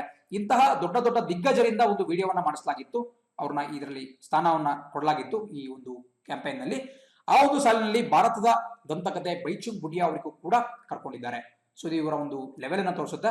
ಕೆಳಗಡೆ ನಿಮಗೆ ಕಾಣಿಸ್ತಾ ಇದೆ ಯಾವ ರೀತಿ ಪ್ರಪಂಚದ ಎಲ್ಲಾ ಗಣ್ಯ ಕ್ರಿಕೆಟ್ ಫುಟ್ಬಾಲ್ ಆಟಗಾರರು ಕೂಡ ಇದರಲ್ಲಿದ್ದಾರೆ. ಅದೇ ನಿಟ್ಟಿನಲ್ಲಿ ನಮ್ಮ ಭಾರತದ ಸಿಕ್ಕಿಂ ರಾಜ್ಯದವರಾದಂತಹ ಬೈಚುಂಗ್ ಭುಟಿಯಾ ಅವರು ಕೂಡ ಅದರಲ್ಲಿ ಕಾಣಿಸ್ಕೊಂಡಿದ್ದಾರೆ. ಸೊ ಡೆಫಿನೆಟ್ಲಿ ಕ್ವಶನ್ ಆಗ್ಬಹುದು, ಇತ್ತೀಚೆಗಷ್ಟೇ ಫಿಫಾದ ವಿ ವಿಲ್ ವಿನ್ ಅನ್ನುವ ಅಭಿಯಾನದಲ್ಲಿ ಆಯ್ಕೆಯಾದಂತಹ ಭಾರತೀಯ ಫುಟ್ಬಾಲ್ ಆಟಗಾರ ಯಾರು ಅಂತ ಕೇಳಿದ್ರೆ ಆನ್ಸರ್ ನಮ್ಮ ಸಿಕ್ಕಿಂ ರಾಜ್ಯದವರಾದಂತಹ ಬೈಚುಂಗ್ ಭುಟಿಯಾ ಅವರಾಗಿರುತ್ತೆ. ಮುಂದಿನ ಒಂದು ಸುದ್ದಿ ನೋಡೋಣ, Beijing prioritising arrest over pandemic, Hong Kong leader. ನೋಡಿ, ಇದು ಕೂಡ ಒಂದು ವಿವಾದಾತ್ಮಕ ಸುದ್ದಿ ಬಂದಿತ್ತು. ಕಳೆದ ವರ್ಷ ನೀವು ಸುದ್ದಿಯನ್ನು ಗಮನಿಸೋದಾದ್ರೆ ಹಾಂಗ್ಕಾಂಗ್ ನಲ್ಲಿ ಒಂದು ದೊಡ್ಡ ಹೋರಾಟ ನಡೀತಾ ಇತ್ತು. ಅಲ್ಲಿನ ಜನತೆ ಅಲ್ಲಿನ ಸರ್ಕಾರದ ವಿರುದ್ಧ ಸಿಡಿದೆದ್ಬಿಟ್ಟು ಮಾನವ ಹಕ್ಕುಗಳಿಗಾಗಿ ಒಂದು ಹೋರಾಟವನ್ನು ಮಾಡ್ತಾ ಇದ್ರು. ಒಂದು ಡೆಮಾಕ್ರೆಟಿಕ್ ಪ್ರೊಟೆಸ್ಟ್ ಅಂತಾನೆ ಕರಿಬಹುದು. ಅಲ್ಲಿ ಪ್ರಜಾಪ್ರಭುತ್ವ ಇರಬೇಕು ಅಂತೇಳಿ. ಬಿಕಾಸ್ ಒಂದೊಂದು ನೆನ್ಪಿಟ್ಕೊಳ್ಳಿ, ಹಾಂಗ್ಕಾಂಗ್ ಅಂತಕ್ಕಂತಹದ್ದು ಚೀನಾ ದೇಶದ ಒಂದು ಭಾಗ ಆದ್ರೂ ಕೂಡ ಅಲ್ಲಿಗೆ ಸ್ವಾಯುತ್ತತೆ ಕೊಡಲಾಗಿದೆ. ಸ್ವಾಯುತ್ತತೆ ಅಂದ್ರೇನು? ಅಟೋನಮಿಟಿ ಅಂತ ನಾವು ಕರಿಬಹುದು. ಅಟೋನಮಸ್ ಆಗಿ ಕಾರ್ಯನಿರ್ವಹಿಸಿದಂತಹ ಒಂದು ಸಣ್ಣ ಪ್ರಾಂತ್ಯ ಚೀನಾ ದೇಶದಲ್ಲಿ. ಅಲ್ಲಿ ನಾವು ಒನ್ ನೇಷನ್ ಟೂ ಸಿಸ್ಟಮ್ಸ್ ಅಂತ ಕರಿತೀವಿ, ಅಂದ್ರೆ ಒಂದೇ ದೇಶ ಎರಡು ವ್ಯವಸ್ಥೆ ಅಂತೇಳಿ. ಬಟ್ ಅಂತಹ ಒಂದು ಪ್ರದೇಶದ ಮೇಲೆ ಚೀನಾದ ರಾಷ್ಟ್ರೀಯ ಸರ್ಕಾರ ದಬ್ಬಾಳಿಕೆ ನಡೆಸೋದಕ್ಕೆ ಪ್ರಯತ್ನ ಮಾಡ್ತಾ ಇತ್ತು. ಸೊ ಇವರೆಲ್ಲರೂ ಕೂಡ ತಿರುಗಿ ಬಿದ್ಬಿಟ್ಟು, ಸ್ಪೆಷಲಿ ಅಲ್ಲಿನ ವಿದ್ಯಾರ್ಥಿಗಳು ಮತ್ತೆ ಯುವ ಸಮೂಹ ಇದರ ವಿರುದ್ಧವಾಗಿ ಉಗ್ರವಾದಂತಹ ಹೋರಾಟ ಮಾಡ್ತಾ ಇತ್ತು. ಅದನ್ನ ಪ್ರಬಲವಾಗಿ ಚೀನಾದ ಸರ್ಕಾರ ಹತ್ತಿಕ್ಕಕ್ಕೆ ಕೂಡ ಟ್ರೈ ಮಾಡ್ತಾ ಇತ್ತು. ಸೊ ಅದಕ್ಕೆ ಸಂಬಂಧಪಟ್ಟ ಒಂದು ನ್ಯೂಸ್ ಬಂದಿದೆ. ಇಂತಹ ಕೊರೋನಾ ವೈರಸ್ ಇದ್ರೂ ಕೂಡ ಅಲ್ಲಿನ ಪ್ರಜಾಪ್ರಭುತ್ವ ಪರವಾದಂತಹ ಹೋರಾಟಗಾರರನ್ನ ಚೀನಾ ಸರ್ಕಾರ ಅರೆಸ್ಟ್ ಮಾಡ್ತಿದೆ. ಸೊ ಚಿತ್ರದಲ್ಲಿ ಕಾಣಿಸ್ತಿರತಕ್ಕಂತಹ ಒಬ್ಬ ಲೀಡರ್ ಅವ್ರನ್ನ ಕೂಡ ಅರೆಸ್ಟ್ ಮಾಡಲಾಗಿದೆ. ಇದು ಚೀನಾದ ಒಂದು ಕರಾಳ ಒಂದು ವಸ್ತುಸ್ಥಿತಿಯನ್ನ ತೋರಿಸ್ತಾ ಇದೆ. ಎಲ್ಲರೂ ಕೂಡ ನೆನ್ಪಿಟ್ಕೋಬೇಕಾಗುತ್ತೆ ಯಾವ ರೀತಿ ಚೀನಾದಲ್ಲಿ ಸರ್ಕಾರಿ ವಿರೋಧಿ ಹೋರಾಟಗಳು ಜೊತೆಗೆ ಮಾನವ ಹಕ್ಕುಗಳ ಪರವಾದಂತಹ ಹಾಗೂ ಪ್ರಜಾಪ್ರಭುತ್ವದ ಪರವಾದಂತಹ ಹೋರಾಟಗಳು ನಡೀತಾ ಇದ್ದಾವೆ. ಅದನ್ನ ಯಾವ ರೀತಿ ಚೀನಾದ ಆಡಳಿತ ಹತ್ತಿಕ್ತಾ ಇದೆ. ಜೊತೆಗೆ ಹಾಂಗ್ಕಾಂಗ್ ಬಗ್ಗೆ ಕೂಡ ಗೊತ್ತಿರಬೇಕಾಗುತ್ತೆ. ಹಾಂಗ್ಕಾಂಗ್ ಚೀನಾ ದೇಶದ ಒಂದು ಭಾಗವೂ ಆದ್ರೂ ಕೂಡ ಅಲ್ಲಿ ಸ್ಪೆಷಲ್ ಅಡ್ಮಿನಿಸ್ಟ್ರೇಟಿವ್ ರೀಜನ್ ಅಂತ ಕರಿತೀವಿ. ವಿಶೇಷವಾದಂತಹ ಆಡಳಿತಾತ್ಮಕ ವ್ಯವಸ್ಥೆ ಇದೆ. ಒನ್ ನೇಷನ್ ಟೂ ಸಿಸ್ಟಮ್ ಅನ್ನೋದನ್ನ ಚೀನಾ ದೇಶದ ಹಾಂಗ್ಕಾಂಗ್ ಪ್ರಾಂತ್ಯದಲ್ಲಿ ನಮಗೆ ಕಾಣಕ್ ಸಿಗುತ್ತೆ. ಅಂಡ್ ಹಾಂಗ್ಕಾಂಗ್ ಅನ್ನೋದು ಬಹಳ ಅಭಿವೃದ್ಧಿ ಹೊಂದಿದಂತಹ ಒಂದು ಪ್ರದೇಶ. ಸೊ ಇಷ್ಟು ಡೀಟೇಲ್ಸ್ ನಮಗೆ ಗೊತ್ತಿರಬೇಕಾಗುತ್ತೆ. ಮುಂದಿನ ಸುದ್ದಿ ನೋಡೋಣ. ಸೊ ಸುದ್ದಿ ಹೇಳುತ್ತೆ, ಅನುಗ್ರಹ ಕೊಡುಗೆಗೆ ಸರ್ಕಾರ ಬ್ರೇಕ್. ನೋಡಿ, ನಾನು ಯಾವಾಗಲೂ ಹೇಳ್ತಾ ಇರ್ತೀನಿ, ನಮ್ಮ ಕೇಂದ್ರ ಸರ್ಕಾರ ಇರ್ಬೋದು ಅಥವಾ ನಮ್ಮ ರಾಜ್ಯ ಸರ್ಕಾರ ಇರ್ಬೋದು, ಇವುಗಳ ಕಾರ್ಯಕ್ರಮಗಳನ್ನ ಪರೀಕ್ಷೆಯಲ್ಲಿ ಬಹಳಷ್ಟು ಬಾರಿ ಕೇಳ್ತಾ ಇರ್ತಾರೆ. ಸೊ ಅವೆಲ್ಲವನ್ನು ಕೂಡ ನೀವು ನೋಟ್ ಡೌನ್ ಮಾಡ್ಕೋಬೇಕು. ಕೇವಲ ಹೆಸರು ಮಾತ್ರ ಗೊತ್ತಿದ್ರೆ ಸಾಲದು, ಅದರ ಕಂಪ್ಲೀಟ್ ಡೀಟೇಲ್ಸ್ ಕೂಡ ನಮಗೆ ಗೊತ್ತಿರಬೇಕಾಗುತ್ತೆ. ಸೊ ಅನುಗ್ರಹ ಅಂತಕ್ಕಂಥ ಒಂದು ಯೋಜನೆ ಇತ್ತು. ಮಾಜಿ ಮುಖ್ಯಮಂತ್ರಿ ಸಿದ್ದರಾಮಯ್ಯ ಅವರು ಸಿಎಂ ಆಗಿದ್ದಾಗ ಇದನ್ನ ಜಾರಿಗೆ ತಂದಿದ್ದು. ಏನಪ್ಪಾ ಅನುಗ್ರಹ ಅಂತ ಹೇಳಿದ್ರೆ, ನೋಡಿ, ನಮ್ಮ ರಾಜ್ಯದಲ್ಲಿ ಸಾಕಷ್ಟು ಜನ ಕುರಿ ಕಾಯುವ ವ್ಯಕ್ತಿಗಳಿದ್ದಾರೆ, ಕುರಿಗಾಹಿಗಳು. ಸೊ ಅವರಿಗೆ ಒಂದು ಕುರಿ ಸತ್ತೋಯ್ತು ಅಂತ ಹೇಳಿದ್ರು, ಏನಾದ್ರು ಅಪಘಾತ ಆಗಿ ಅವರಿಗೆ ಸಾಕಷ್ಟು ಲಾಸ್ ಆಗ್ತಾ ಇತ್ತು. ಅದನ್ನ ಮನಗಂಡು ಸರ್ಕಾರ ಏನ್ ಜಾರಿಗೆ ತಂದಿತ್ತಪ್ಪ ಅಂತ ಹೇಳಿದ್ರೆ, 6 ತಿಂಗಳಿಗಿಂತ ದೊಡ್ಡ ಯಾವುದಾದ್ರೂ ಕುರಿ ಅಥವಾ ಮೇಕೆ ತೀರ್ಕೊಂಡು ಹೋಯ್ತು ಅಂತ ಹೇಳಿದ್ರೆ ಆ ಒಂದು ರೈತನಿಗೆ 5,000 ರೂಪಾಯಿ, ಆ ಒಂದು ಕುರಿ ಕಾಯುವಂತಹ ವ್ಯಕ್ತಿಗೆ 5,000 ರೂಪಾಯಿ ಪರಿಹಾರವನ್ನು ಕೊಡ್ತಾ ಇದ್ರು. ಅದೇ ರೀತಿ 6 ತಿಂಗಳ ಒಳಗಿನ ಮರಿ ಸತ್ತೋಯ್ತು ಅಂತ ಹೇಳಿದ್ರೆ 2,500 ರೂಪಾಯಿ ದುಡ್ಡನ್ನ ಕೊಡ್ತಾ ಇದ್ರು. ಅಂದ್ರೆ ವಿಮೆ ಮಾಡಿಸಿಲ್ಲ ಅಂತ ಹೇಳಿದಂತಹ ಕುರಿಗಳು ಅಪಘಾತಕ್ಕೀಡಾಗಿ ಸತ್ತೋದ್ರೆ, ಸಿಡಿಲು ಬಡ ಸತ್ತೋಗ್ಬೋದು ಅಥವಾ ಯಾವುದೋ ಒಂದು ಸಾಂಕ್ರಾಮಿಕ ರೋಗಕ್ಕೆ ತುತ್ತಾಗ್ಬೋದು. ಇಂತಹ ಸನ್ನಿವೇಶದಲ್ಲಿ ಆ ಕುರಿಗಾಹಿಗಳ ಒಂದು ನೆರವಿಗೆ ಬರುವ ಉದ್ದೇಶದಿಂದ ಅನುಗ್ರಹ ಅನ್ನುವ ಒಂದು ಪ್ರೋಗ್ರಾಮ್ ಅನ್ನ ಸರ್ಕಾರ ಜಾರಿಗೆ ತಂದಿದ್ದು. ಬಟ್ ಈ ಬಾರಿ ರಾಜ್ಯ ಸರ್ಕಾರ ಇದಕ್ಕೆ ಬ್ರೇಕ್ ಹಾಕಿದೆ. ಯಾಕಪ್ಪ ಅಂದ್ರೆ ನಮಗೆ ಗೊತ್ತಿರೋ ರೀತಿ ರಾಜ್ಯ ಸರ್ಕಾರ ತೀವ್ರವಾದಂತಹ ಅಸಹಾಯಕ ಒಂದು ಪರಿಸ್ಥಿತಿಯಲ್ಲಿದೆ. ಅವರಿಗೂ ಕೂಡ ಹಣವನ್ನ ಹೊಂದಾಣಿಕೆ ಮಾಡುವುದು ಕಷ್ಟ ಆಗ್ತಿದೆ, ಆರ್ಥಿಕ ಮೂಲಗಳು ನಿಂತೋಗಿದ್ದಾವೆ. ಅಂಡ್ ಹಾಗಾಗಿ ಒಂದು ಆಡಳಿತಾತ್ಮಕ ನಿರ್ಧಾರವನ್ನು ತೆಗೆದುಕೊಂಡಿದ್ದಾರೆ. ಈ ನಿರ್ಧಾರ ಎಷ್ಟರ ಮಟ್ಟಿಗೆ ಸರಿ ತಪ್ಪು ಅಂತ ನಾವು ವಿಶ್ಲೇಷಣೆ ಮಾಡುವುದು ನಮ್ಮ ಜವಾಬ್ದಾರಿ ಅಲ್ಲ.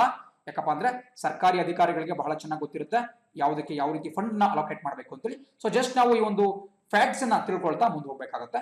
ಸೊ ಇದೊಂದು ನ್ಯೂಸ್ ಅಷ್ಟೇ. ನಮಗೆ ಅನುಗ್ರಹ ಅಂತಕ್ಕಂತಹ ಪ್ರಮುಖ ಒಂದು ಯೋಜನೆಯ ಬಗ್ಗೆ ಡೀಟೇಲ್ಸ್ ಬರ್ಕೊಳ್ಳಿ. ಅಂಡ್ ಅದನ್ನ ಜಾರಿಗೆ ತಂದಿದ್ದು ಯಾವಾಗ, ಯಾವ ಒಂದು ಉದ್ದೇಶದಿಂದ ಜಾರಿಗೆ ತರಲಾಯಿತು ಅಂತ ಕೂಡ ನೋಟ್ ಮಾಡ್ಕೊಳ್ಳಿ. ಅಂಡ್ ಪ್ರಸ್ತುತ ಸರ್ಕಾರ ಅದಕ್ಕೆ ಸ್ವಲ್ಪ ಬ್ರೇಕ್ ಮಾಡಿದೆ. ಯಾಕಪ್ಪ ಅಂದ್ರೆ ಸರ್ಕಾರದ ಬಳಿ ಸಾಕಷ್ಟು ಹಣದ ಸಂಪನ್ಮೂಲ ಇಲ್ಲ. ಅಂಡ್ ಮುಂದೆ ನಾನು ಯಾವಾಗಲೂ ಕೂಡ ಹೇಳ್ತಾ ಇರೋ ರೀತಿ PPT-ಯಲ್ಲಿ ನಾನೊಂದು ನಿಮಗೆ ಕ್ವಶನ್ಸ್ ಅನ್ನ ಕೊಡ್ತೀನಿ ರಿವಿಷನ್ ಪರ್ಪಸ್ ಇಂದ. ಆ ಕ್ವಶನ್ಸ್ ಅನ್ನ ನೀವು ಕೂಡ ಸಾಲ್ವ್ ಮಾಡಕ್ಕೆ ಪಾರ್ಟಿಸಿಪೇಟ್ ಮಾಡಬೇಕಾಗುತ್ತೆ. ನಾನು ಕೂಡ ನಿಮಗೆ ಹೇಳಿದ್ದೆ, ಮೊನ್ನೆಯಿಂದನೂ ಕೂಡ ಇದನ್ನು ಸ್ಟಾರ್ಟ್ ಮಾಡಿದ್ದೇವೆ. ಸೊ ದಯವಿಟ್ಟು ನೀವು ಕೂಡ ನಮ್ಮ ಪ್ರೀಮಿಯರ್ ಚಾಟ್ ಸೌಲಭ್ಯವನ್ನು ಬಳಸಿಕೊಂಡು ಇದಕ್ಕೆ ಆನ್ಸರ್ ಮಾಡ್ತಾ ಹೋಗಿ. ನಾನು ಕೂಡ ನಿಮ್ಮ ಜೊತೆ ನೀವು ಕೊಡ್ತಿರ್ತಕ್ಕಂಥ ಆನ್ಸರ್ ಅನ್ನು ನೋಡ್ತಾ ಇರ್ತೀನಿ ಅಂಡ್ ನಿಮ್ಮ ಒಂದು ಡೌಟ್ಸ್ ಅನ್ನ ಬಗೆಹರಿಸ್ತಾ ಇರ್ತೀನಿ ಕೂಡ. ಸೊ ದಯವಿಟ್ಟು ಇದನ್ನ ಪಾರ್ಟಿಸಿಪೇಟ್ ಮಾಡ್ಕೊಂತೀರಾ ಅನ್ಕೊಂತ ಮೊದಲನೇ ಪ್ರಶ್ನೆನ ಸ್ಟಾರ್ಟ್ ಮಾಡೋಣ. ಇತ್ತೀಚೆಗೆ shuttling to the top story of PV Sindhu ಪುಸ್ತಕ ಬಿಡುಗಡೆಗೊಂಡಿದೆ. ಅದರ ಲೇಖಕರು ಯಾರು ಅಂತ ಕೇಳ್ತಾ ಇದ್ದಾರೆ. ಬಹಳ ಇಂಟ್ರೆಸ್ಟಿಂಗ್ ಇದು. ಯಾಕಪ್ಪ ಅಂದ್ರೆ shuttling to the top story of PV Sindhu ಅಂತಕ್ಕಂಥದ್ದು ಪ್ರಮುಖವಾದಂತಹ ಒಂದು ಪುಸ್ತಕ ಇತ್ತೀಚೆಗಷ್ಟೇ ಅನಾವರಣಗೊಂಡಂತಹದ್ದು. ಯಾಕಪ್ಪ ಅಂದ್ರೆ ಎಕ್ಸಾಮ್ ಅಲ್ಲಿ ಡೈರೆಕ್ಟ್ ಆಗಿ ಕೇಳ್ತಾರೆ. PV ಸಿಂಧು ಅವರು ನಮ್ಮ ಭಾರತದ ಒಬ್ಬ ಪ್ರಮುಖ ಬ್ಯಾಡ್ಮಿಂಟನ್ ತಾರೆ. ಇವರು ರಿಯೋ ಒಲಿಂಪಿಕ್ಸ್ ನಲ್ಲಿ ಬೆಳ್ಳಿ ಪದಕವನ್ನ ಕೂಡ ವಿನ್ ಆಗಿದ್ರು 2016 ರಿಯೋ ಒಲಿಂಪಿಕ್ಸ್ ನಲ್ಲಿ. ಸೊ ಬಹಳ ಪ್ರಖ್ಯಾತ ಒಬ್ಬ ಕ್ರೀಡಾಪಟು ಇವರು. ಹಾಗಾಗಿ ಇವರ ಕುರಿತಾದಂತಹ ಪ್ರಶ್ನೆಗಳು ಬಹಳ ಇಂಪಾರ್ಟೆಂಟ್ ಆಗಿರುತ್ತೆ. ಅಂಡ್ ಆನ್ಸರ್ ನಿಮಗೆ ಕಾಣಿಸ್ತಾ ಇದೆ ಸ್ಕ್ರೀನ್ ಮೇಲೆ. ಕೃಷ್ಣಸ್ವಾಮಿ ವಿ, ಪ್ರಮುಖ ಒಬ್ಬ ಲೇಖಕರಾಗಿರ್ತಕ್ಕಂತಹ ಕೃಷ್ಣಸ್ವಾಮಿ ಅವರು PV ಸಿಂಧು ಅವರ ಕುರಿತಾದಂತಹ ಈ ಒಂದು ಪುಸ್ತಕವನ್ನ ಬಿಡುಗಡೆ ಮಾಡಿದ್ದಾರೆ. ಸೊ ದಯವಿಟ್ಟು ನೆನ್ಪಿಟ್ಕೋಬೇಕಾಗುತ್ತೆ. ಕೃಷ್ಣಸ್ವಾಮಿ ಅವರ ಹೆಸರು ನೆನ್ಪಿಟ್ಕೋಬೇಕಾಗುತ್ತೆ. Shuttling to the top story of PV Sindhu ಅದನ್ನು ಕೂಡ ಬರ್ಕೋಬೇಕಾಗುತ್ತೆ. ಅಂಡ್ PV ಸಿಂಧು ಬಗ್ಗೆ ನಿಮಗೆ ಡೆಫಿನೆಟ್ಲಿ ಗೊತ್ತಿರುತ್ತೆ. ಅಂಡ್ ಕೆಳಗೆ ನೀವು ನೋಡ್ತಾ ಇದ್ದೀರಾ, PV ಸಿಂಧು ಅವರು ಪ್ರಖ್ಯಾತ ಭಾರತೀಯ ಬ್ಯಾಡ್ಮಿಂಟನ್ ಕೋಚ್ ಆಗಿರ್ತಕ್ಕಂತಹ ಪುಲ್ಲೇಲ ಗೋಪಿಚಂದ್ ಅವರ ಅಕಾಡೆಮಿಯಲ್ಲಿ ಒಂದು ತರಬೇತಿಯನ್ನು ಪಡೆದಿದ್ರು. ಆ ಒಂದು ತರಬೇತಿ ಪಡೆಯಕ್ಕೆ ಪ್ರತಿನಿತ್ಯ 40 ಕಿಲೋಮೀಟರ್ ರೈಲಿನಲ್ಲಿ ಪ್ರಯಾಣ ಮಾಡ್ತಿದ್ರು. ಸೊ ತೋರಿಸುತ್ತೆ ಅವ್ರು ಯಾವ ರೀತಿ ಒಂದು ಡೆಡಿಕೇಶನ್ ಅನ್ನು ಕೊಟ್ಟಿದ್ದಾರೆ, ಯಾವ ರೀತಿ ಶ್ರಮವನ್ನ ಹಾಕಿದ್ದಾರೆ. ಸೊ ಇದರಿಂದ ಒಂದು ಕ್ಲಿಯರ್ ಆಗುತ್ತೆ, ಯಾರೆಲ್ಲ ತಮ್ಮ ಒಂದು ಕಮಿಟ್ಮೆಂಟ್ ಅನ್ನ ಕೊಟ್ಬಿಟ್ಟು ಶ್ರಮವನ್ನ ಹಾಕ್ತಾರೆ ಅವರಿಗೆ ಖಂಡಿತ ಫಲ ಸಿಕ್ಕೇ ಸಿಗುತ್ತೆ. ಯಾಕಪ್ಪ ಅಂದ್ರೆ ಇವರು ಒಲಿಂಪಿಕ್ಸ್ ನಲ್ಲಿ ಬೆಳ್ಳಿ ಪದಕ ಗೆಲ್ಲುವುದು ಅದು ಸುಲಭವಾದ ಮಾತೇ ಅಲ್ಲ. ಬಟ್ ಅದನ್ನ PV ಸಿಂಧು ಸಾಧಿಸಿ ತೋರಿಸ್ತಿದ್ದಾರೆ ಅಂದ್ರೆ ಅವರು ಆ ಒಂದು ಸಮಯದಲ್ಲಿ ಹಾಕಿದಂತಹ ಎಫರ್ಟ್ಸ್ ಅಥವಾ ಶ್ರಮನೇ ಕಾರಣ ಅಂತ ಹೇಳ್ಬೋದು. ಸೊ ನಾವು ಕೂಡ ಈ ಒಂದು PV ಸಿಂಧು ಅವರಿಂದ ಒಂದು ಇನ್ಸ್ಪಿರೇಷನ್ ತಗೊಳ್ತಾ ಮುಂದಿನ ಸುದ್ದಿ ಹತ್ತ ಗಮನ ಹರಿಸ್ತಾ ಹೋಗೋಣ. ಸೊ ಮುಂದಿನ ಪ್ರಶ್ನೆ ಹೇಳುತ್ತೆ, ಯಾವ ರಾಜ್ಯ ಸರ್ಕಾರವು ಕೊರೋನಾ ರೋಗಿಗಳಿಗೆ 10,000 ರೂಪಾಯಿ ಕೊಡಕ್ಕೆ ಯೋಜನೆ ಘೋಷಿಸಿದೆ? ನೋಡಿ, ಕೊರೋನಾ ವೈರಸ್ ನಿಂದ ಸಾಕಷ್ಟು ತೊಂದರೆ ಉಂಟಾಗ್ತಾ ಇದೆ. ಹಾಗಾಗಿ ಆ ಒಂದು ರೋಗಿಗಳಿಗೆ ಮೆಡಿಕಲ್ ಬಿಲ್ಸ್ ಅನ್ನ ಪೇ ಮಾಡುವ ಒಂದು ಸೌಲಭ್ಯವನ್ನ ಕಲ್ಪಿಸುವ ಅವಶ್ಯಕತೆಗಾಗಿ 10,000 ರೂಪಾಯಿಯನ್ನ ಅವರಿಗೆ ವರ್ಗಾವಣೆ ಮಾಡುವುದಾಗಿ ಮಧ್ಯಪ್ರದೇಶ ಸರ್ಕಾರ ಘೋಷಣೆ ಮಾಡಿದೆ. ಸೊ ಸ್ಕ್ರೀನ್ ಮೇಲೆ ನೋಡ್ತಾ ಇದ್ದೀರಾ, ಇದಕ್ಕೆ ಸರಿಯಾದಂತಹ ಉತ್ತರ ಮಧ್ಯಪ್ರದೇಶ ಸರ್ಕಾರ. ಸೊ ಮಧ್ಯಪ್ರದೇಶ ಬಗ್ಗೆ ಸ್ವಲ್ಪ ಡೀಟೇಲ್ಸ್. ಭೋಪಾಲ್ ಇದರ ಒಂದು ಕ್ಯಾಪಿಟಲ್. ನಾನು ಅವತ್ತು ಕೂಡ ಹೇಳ್ತಾ ಇದ್ದೆ, ಮಧ್ಯಪ್ರದೇಶದ ಅತಿ ದೊಡ್ಡ ನಗರ ಯಾವ್ದಪ್ಪ ಅಂತ ಹೇಳಿದ್ರೆ ಇಂದೋರ್ ನಗರ. ಬಟ್ ಅಲ್ಲಿನ ಕ್ಯಾಪಿಟಲ್ ಭೋಪಾಲ್. ಅಂಡ್ ಮುಖ್ಯಮಂತ್ರಿ ಶಿವರಾಜ್ ಸಿಂಗ್ ಚೌಹಾಣ್ ಇವರ ಹೆಸರಂತೂ ನೀವು ಮರಿಲೇಬಾರದು. ಯಾಕಪ್ಪ ಅಂದ್ರೆ ಇತ್ತೀಚೆಗಷ್ಟೇ ಒಂದು ದೊಡ್ಡ ರಾಜಕೀಯ ಪ್ರಹಸನ ಉಂಟಾಗ್ತಿತ್ತು. ಯಾವ ರೀತಿ ಅಲ್ಲೊಂದು ರಾಜಕೀಯ ಪ್ರಹಸನ ಉಂಟಾಗ್ಬಿಟ್ಟು ಬಿಕ್ಕಟ್ಟು ಉಂಟಾಗ್ಬಿಟ್ಟು ಅಲ್ಲಿನ ಮುಖ್ಯಮಂತ್ರಿ ಕಮಲ್ನಾಥ್ ಅವರನ್ನ ಅಧಿಕಾರದಿಂದ ಕೆಳಗಿಳಿಸ್ಬಿಟ್ಟು ಹೊಸ ಸರ್ಕಾರವನ್ನು ರಚನೆ ಮಾಡಲಾಯಿತು. ಭಾರತೀಯ ಜನತಾ ಪಕ್ಷದ ನೇತೃತ್ವದಲ್ಲಿ ಶಿವರಾಜ್ ಸಿಂಗ್ ಚೌಹಾಣ್ ಅವರ ಒಂದು ಸರ್ಕಾರ ಅಸ್ತಿತ್ವಕ್ಕೆ ಬಂದಿದೆ. ಅಂಡ್ ಇಲ್ಲಿನ ರಾಜ್ಯಪಾಲರು ಲಾಲ್ಜಿ ಟಂಡನ್. ಇದು ಕೂಡ ಇಂಪಾರ್ಟೆಂಟ್ ಆಗಿ ನೆನಪಿಟ್ಕೊಳ್ಳಬೇಕಾಗುತ್ತೆ. ಮುಂದಿನ ಒಂದು ಪ್ರಶ್ನೆ ನೋಡೋಣ. ಇತ್ತೀಚೆಗೆ 2020 ASEAN ಅಧ್ಯಕ್ಷತೆ ಯಾವ ದೇಶಕ್ಕೆ ದೊರೆತಿದೆ? ASEAN ಅಂದ್ರೆ ನಿಮಗೂ ಕೂಡ ಗೊತ್ತು, association of south East Asian Nations ಅಂತೇಳಿ. ಸೊ ಇದಕ್ಕೆ ಸರಿಯಾದಂತಹ ಉತ್ತರ ವಿಯೆಟ್ನಾಂ. ಇದಕ್ಕಿಂತ ಹಿಂದೆ ASEAN ಅಧ್ಯಕ್ಷತೆ ಥೈಲ್ಯಾಂಡ್ಗೆ ಇತ್ತು. ಬಟ್ ಈ ವರ್ಷ ವಿಯೆಟ್ನಾಂಗೆ ದೊರಕಿದೆ. ಇದೊಂದು ರೋಲಿಂಗ್ ಬೇಸಿಸ್, ಪ್ರತಿ ವರ್ಷ ಬೇರೆ ಬೇರೆ ಅಧ್ಯಕ್ಷರು ಬರ್ತಾ ಇರ್ತಾರೆ. ಬಟ್ ಪ್ರಸಕ್ತ ವರ್ಷದಲ್ಲಿ ವಿಯೆಟ್ನಾಂ ಅಂತಕ್ಕಂತಹದ್ದು ಈ ಒಂದು ASEAN ಅಧ್ಯಕ್ಷ ಆಗಿದೆ. ಅಂಡ್ ASEAN ಬಗ್ಗೆ ಸ್ವಲ್ಪ ಡೀಟೇಲ್ಸ್ ನೋಡ್ತಾ ಇದ್ದೀರಾ. ಹಿಂದಿನ ಸಭೆ ಥೈಲ್ಯಾಂಡ್ ನಲ್ಲಿ ನಡೆದಿತ್ತು. ಈ ಬಾರಿಯ ಸಭೆ ಆಬ್ವಿಯಸ್ಲಿ ಅದರ ಒಂದು ಅಧ್ಯಕ್ಷತೆ ವಹಿಸಿರ್ತಕ್ಕಂತಹ ವಿಯೆಟ್ನಾಂ ದೇಶದಲ್ಲಿ ನಡೆಯುತ್ತೆ. ವಿಯೆಟ್ನಾಂನ ಕ್ಯಾಪಿಟಲ್ ಕೂಡ ಇಂಪಾರ್ಟೆಂಟ್ ಆಗುತ್ತೆ. ಹನೋಯ್ ಅಂತಕ್ಕಂಥದ್ದು ವಿಯೆಟ್ನಾಂ ದೇಶದ ಒಂದು ರಾಜಧಾನಿ. ಅಂಡ್ ಆಸಿಯಾನ್ ಬಗ್ಗೆ ಇನ್ನೊಂದು ಸ್ವಲ್ಪ ಡೀಟೇಲ್ಸ್ ನೋಡ್ತಾ ಇದ್ದೀರಾ. ಅದು 1967ನೇ ಇಸ್ವಿಯಲ್ಲಿ ಅದನ್ನ ಸ್ಥಾಪನೆ ಮಾಡಲಾಯಿತು. ಪ್ರಧಾನ ಕಚೇರಿ ತುಂಬಾ ಇಂಪಾರ್ಟೆಂಟ್ ಆಗುತ್ತೆ. ಇಂಡೋನೇಷಿಯಾ ದೇಶದ ಜಕಾರ್ತಾದಲ್ಲಿ ಈ ಒಂದು ಆಸಿಯಾನ್ ಸಂಘಟನೆಯ ಪ್ರಧಾನ ಕಚೇರಿ ಇದೆ. ಪ್ರಸಕ್ತ ಅದರ ಕಾರ್ಯದರ್ಶಿ ಲೈಮ್ ಜೋಕ್ ಹೋಯ್ ಅಂತಕ್ಕಂಥವ್ರು. ಸೊ ಇಷ್ಟು ಡೀಟೇಲ್ಸ್ ನೀವು ದಯವಿಟ್ಟು ನೋಟ್ ಡೌನ್ ಮಾಡ್ಕೊಳ್ತಾ ಮುಂದೆ ಹೋಗ್ಬೇಕಾಗುತ್ತೆ. ತುಂಬಾ ಫಾಸ್ಟ್ ಆಯ್ತು ಅಂತ ಹೇಳಿದ್ರೆ ದಯವಿಟ್ಟು ಪಾಸ್ ಮಾಡ್ಕೊಂಡು ನೋಟ್ ಡೌನ್ ಮಾಡ್ಕೊಳ್ತಾ ಹೋಗಿ. ಬಿಕಾಸ್ ವೇಗವಾಗಿ ನಾನು ಆದಷ್ಟು ಕಡಿಮೆ ಸಮಯದಲ್ಲಿ, ನಿಮ್ಮ ಜಾಸ್ತಿ ಸಮಯವನ್ನು ತೆಗೆದುಕೊಳ್ಳಕ್ಕೆ ಇಷ್ಟಪಡಲ್ಲ, ಕಡಿಮೆ ಸಮಯದಲ್ಲಿ ಸಂಪೂರ್ಣ ರೌಂಡ್ ಅಪ್ ಅನ್ನ ಕೊಡಕ್ಕೆ ಇಷ್ಟಪಡ್ತೀನಿ. ಅಂಡ್ 4ನೇ ಪ್ರಶ್ನೆ ಹೇಳುತ್ತೆ, ಪ್ರಸ್ತುತ ಯಾವ ದೇಶವು ಪ್ರತಿಯೊಂದು ಮನೆಗೂ 2 ಮಾಸ್ಕ್ಗಳ ವಿತರಣೆಯನ್ನು ಆರಂಭಿಸಿಬಿಟ್ಟಿದೆ? ಉತ್ತಮವಾದಂತಹ ಒಂದು ಇನಿಷಿಯೇಟಿವ್ ಮಾಡಿದ್ದಾರೆ. ಸೊ ಡೆಫಿನೆಟ್ಲಿ ಇದಕ್ಕೆ ಆನ್ಸರ್ ಏನಪ್ಪಾ ಅಂತ ಹೇಳಿದ್ರೆ ಜಪಾನ್.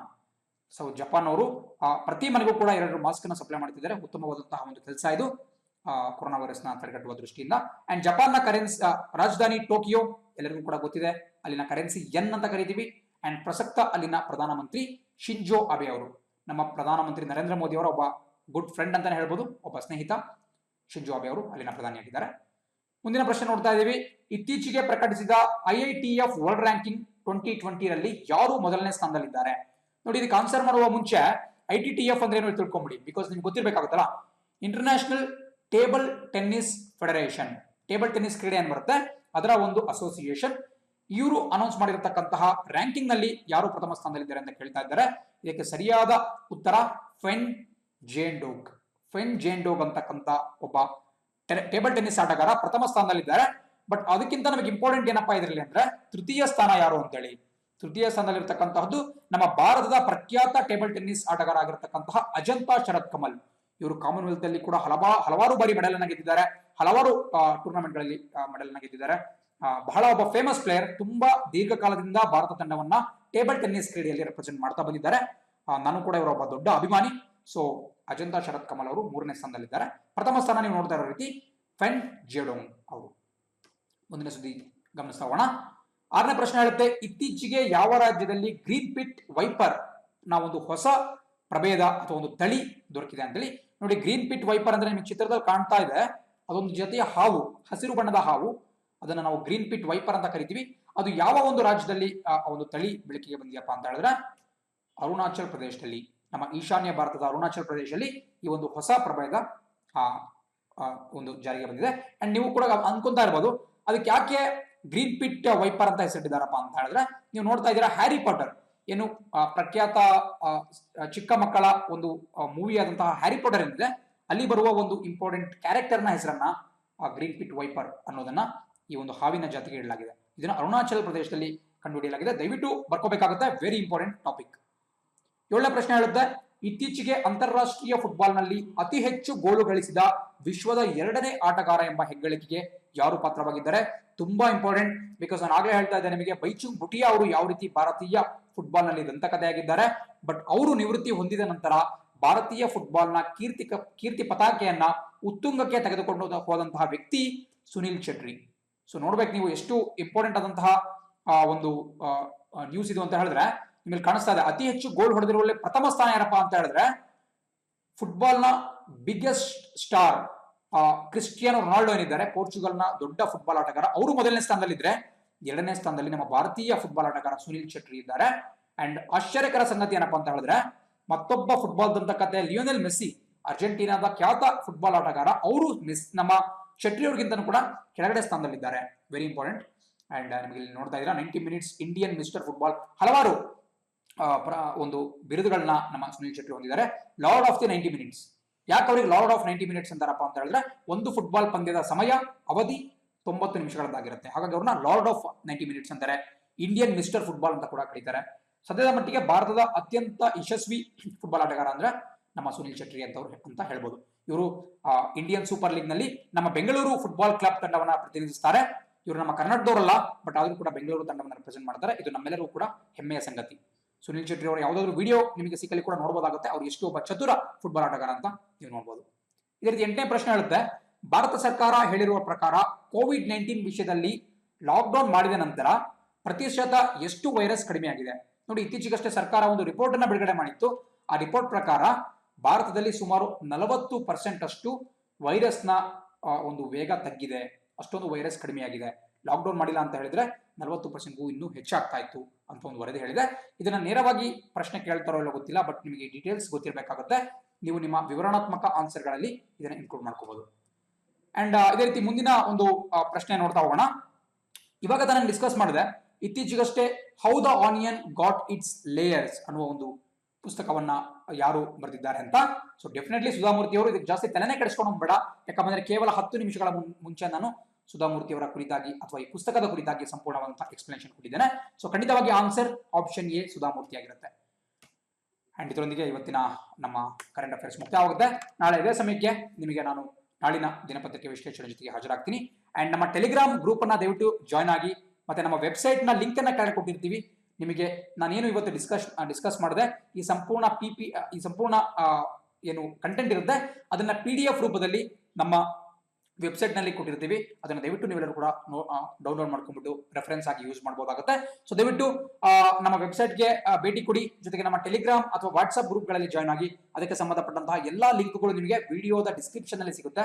ಅಂಡ್ ಜೊತೆಗೆ ನಮ್ಮ ಚಾನೆಲ್ನ ಸಬ್ಸ್ಕ್ರೈಬ್ ಮಾಡಿ, ವಿಡಿಯೋಗೆ ಲೈಕ್ ಮಾಡಿ, ಮತ್ತೆ ಶೇರ್ ಮಾಡುವುದನ್ನ ಮರಿಬೇಡಿ. ಅಂಡ್ ಆ ವಿಡಿಯೋನ ವೀಕ್ಷಣೆ ಮಾಡೋದಕ್ಕೆ ತುಂಬಾ ಧನ್ಯವಾದಗಳು. Thanks for watching the video. See you on the flip side. Jai Hind.